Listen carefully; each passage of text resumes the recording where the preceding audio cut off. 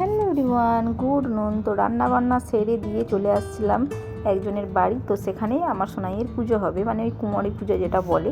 তো ওনারা অষ্টমীর দিনই পুজো করেন, তো সেই জন্য আমাদের আগে থেকেই বলে রেখেছিল। তো সেই টাইম মতোই চলে গিয়েছিলাম। আগের বছরও এসেছিলাম এখানে, তো সেই জন্য কোনো অসুবিধা হয়নি আসতে।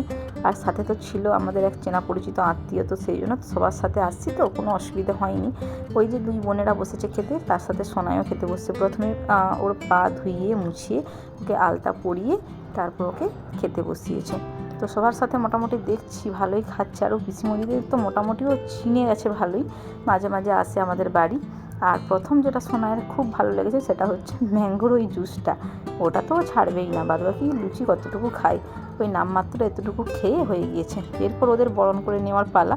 তো আরও মেয়েরা আসবে, কিন্তু তাদের হয়তো লেট হবে। তো আমরা তাড়াতাড়ি সেরে নিয়ে আবার বাড়ি ফিরবো, কেননা আবার দুপুরের টাইম, ও তো ঘুমোবে, ঘুম পেয়ে যাবে। তো সেই মতো এখন 4 জন বসেছে। তো এই যে ওকে গিফট দিচ্ছে, তারপর ওর কাছ থেকে আশীর্বাদ নেবে, এই সমস্ত কিছুই হয়। প্রথমটা আমিও কিছু জানতাম না কেমন কি হয়, তারপর বারবার দেখে দেখে এখন সবই বুঝতে পারি যে পরের পর এইগুলো হয়। ও ঠিকঠিক গিফটটা নিতে পারছিল না, তো যাই হোক সাইডে রেখে দেওয়া হলো। এরপর ওই যে ওর কাছ থেকে আশীর্বাদ নেওয়া হবে, ওকে প্রণাম করলো। তো এইসব প্রসেসগুলোই চলতে থাকে।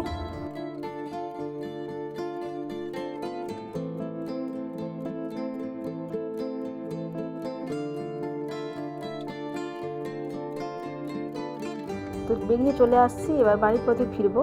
বেশি দূরে আসিনি, আমার বাড়ি ছিল এখান থেকে ওই হাঁটা পথে কত 4 থেকে 5 মিনিটের মতো হবে, কি তাও নয়।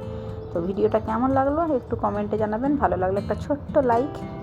তো সোনাই তো ওই জলের বোতলটা ছাড়ছেই না, ওটা ওখানে দিয়েছিল, ওটা নিয়েই গড়গড় গড়গড় করে হেঁটে চলেছে। তো চলুন, টাটা, বাই বাই।